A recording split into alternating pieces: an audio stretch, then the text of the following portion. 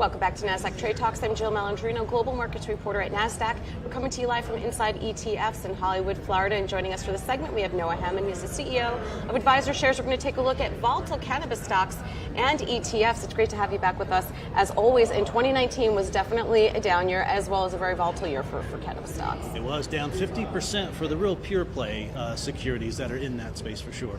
I mean, it is an emerging space, but you also have the potential for a lot of growth there as it continues to mature. Would you agree with that? I would definitely agree. The pure play stocks will be very volatile, but there's other ways to play it. You can look at some of the M&A activities, whether it's tobacco companies or alcohol companies that we hold in something like our ACT, which is our Vice ETF. That's been a little bit more stable.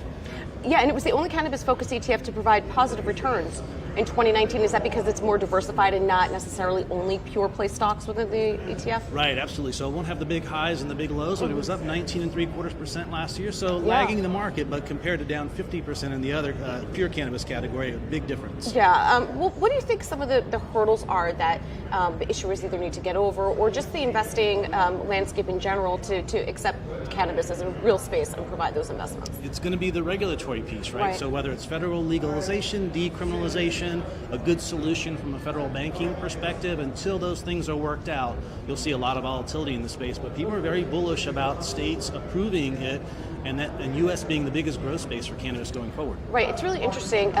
Right now, you can't have a conversation without mentioning ESG. Right. Cannabis stocks, is there any pushback there because of the ESG wrapper? So surprisingly not, because people see it as an organic solution to fix certain issues, right? Even though in some ways you're ingesting smoke into your lungs, right, relative to receiving it, there's other ways to take that. And you look at what pharmaceutical companies like AbbVie or Novartis are doing in the space, and so people look at that as organic, and I think it sort of straddles the line between whether it's ESG or not. Do you think 2020 will be a little bit more positive than 2019? What's going to change over the next decade? I think so. I think it'll be slow, though. There won't be some big dramatic approval, but I think maybe the Safe Banking Act is something that we could see approved, so that would deal with the banking issue, and that would be a huge positive.